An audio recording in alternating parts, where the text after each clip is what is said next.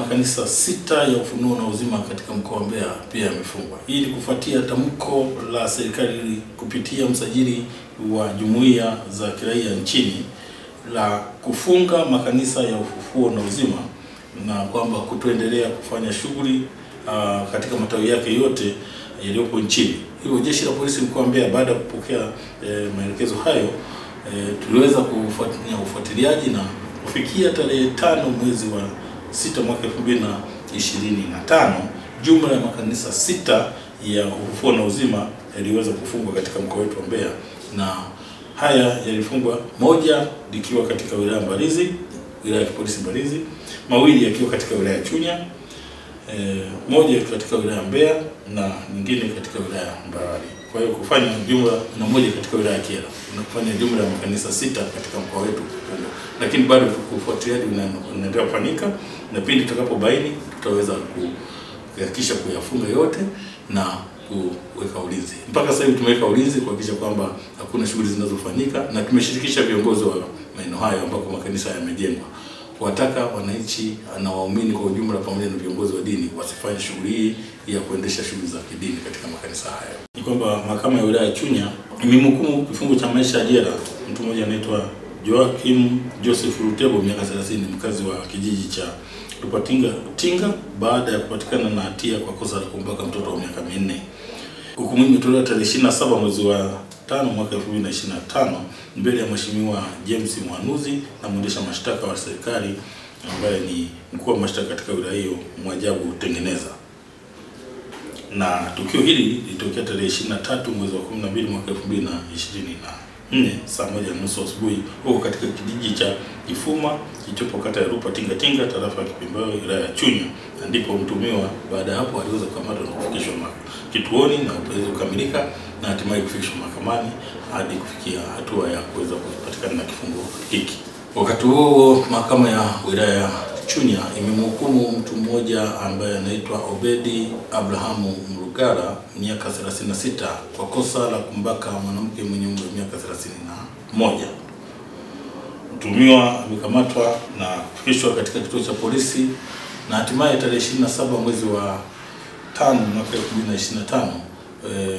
mbele ya Mheshimiwa James Mwanuzi, na kesi ikiongozwa na mwendesha mashtaka wa serikali ambaye anaitwa Mwajabu Tengeneza ambaye pia ni mkuu wa mashtaka katika wilaya hiyo. Waliweza kufikia hatima ya kumtia hatiani mtumiwa huyu baada ya ushahidi uliotolewa kujitosheleza. Pamoja na mafanikio hayo na shughuli zilizofanywa na jeshi la polisi, lakini pia zipo jitihada za kuzuia na kudhibiti ajali za barabarani katika mkoa wa Mbeya. Kwa hiyo kwa kipindi cha mwezi Mei mwaka 2025 jumla ya makosa ya ukiukwaji wa sheria za usalama barabarani 7624 yaliweza kukamatwa. Kati ya hayo magari ni 6613 na pikipiki pamoja na bajaji ni 1011. Aidha jumla ya magari 6613 haya yalikaguliwa kabla ya kuanza safari na yalikaguliwa katika checkpoints zetu zilizonazo katika mkoa wetu wa Mbeya ambako ni katika maeneo ya Inyala, Shemango pamoja na Kiwambi. Pia jumla ya madereva wawili walifikishwa mahakamani kutokana na kukiuka sheria ya usalama barabarani kwa kuendesha vyombo vya moto kwa uzembe na kuhatarisha maisha ya watumiaji wengine wa barabara. Lakini pia madereva 8 hawa wamefungiwa leseni zao za udereva kutokana na makosa hatarishi ikiwemo kusababisha ajali, mwendo kasi na kuyapita magari mengine kwenye maeneo hatarishi yakiwemo maeneo ya miteremko na maeneo ya ambayo tunasema ni hatarishi, kwa mfano kwenye milima yetu ya Inyala na Mlima Nyoka, kwa maana ya long overtaking. Kwa hiyo baada ya taarifa hii ya miundombinu hii ya mawasiliano kuhujumiwa, mnamo tarehe 4 mwezi wa 6 mwaka 2025 majira ya saa 9 alasiri, msako mkali uliendeshwa na jeshi la polisi tukiwa tunashirikiana na maafisa wa kampuni ya Halotel, na ndipo kikosi hiki cha Makachero kikishirikiana na maafisa walifika maeneo ya Sido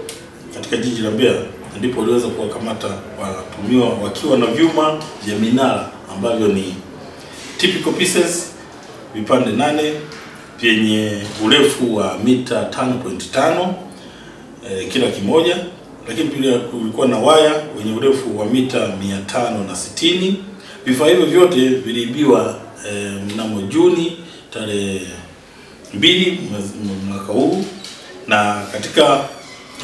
ufuatiliaji ilionekana vifaa hivyo viliibiwa vikiwa katika eneo lililokuwa limekwisha bainishwa na kampuni ya Airtel kwa ajili ya kusimika mnara kwa ajili ya kuongeza mawasiliano katika mawasiliano ya mji huu wa Mbeya na maeneo mengine. Kwa hiyo hawa watumiwa wao walifika katika maeneo hayo ambapo vifaa hivi vimehifadhiwa na kuchukua vifaa hivi vya mawasiliano ya kampuni ya Airtel, na wakawa wameviweka kuvipakia kwenye gari namba T607 DJC aina ya Scania lori mali ya Adam Selemani Mwakitusia, wakiwa sasa katika harakati za kuandaa vyuma hivi na kuvisafirisha kupeleka Dar es Salaam. Ndipo kikosi chetu cha Makachero kiliweza kuwakamata na kuwafikisha katika kituo cha polisi kwa ajili ya mahojiano zaidi, kwa sababu wamerudisha nyuma juhudi nzima za kampuni, lakini si kampuni tu, na serikali kwa ujumla katika kuwaletea wananchi mawasiliano ambayo yanarahisisha shughuli za kimaendeleo.